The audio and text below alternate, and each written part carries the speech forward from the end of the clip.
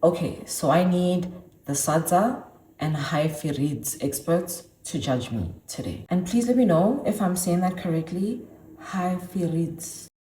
This meal was introduced to me many years ago, and for some reason I've never made it myself. I always got someone else to make it for me. So today I'm gonna make it for myself, and I'm gonna use Mabulangara as an experiment.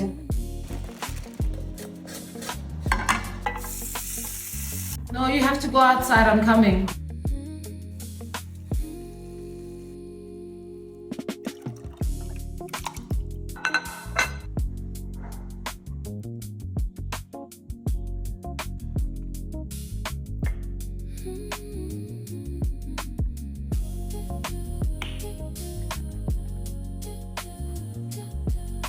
Today we have, wait, can I finish talking? Okay, so today we have Sadza and highfields, which is one of Mommy's favorites. And I think this is something you're going to enjoy. Looks good, right? No lyrical content.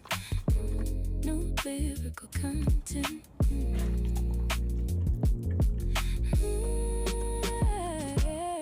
No lyrical content. No lyrical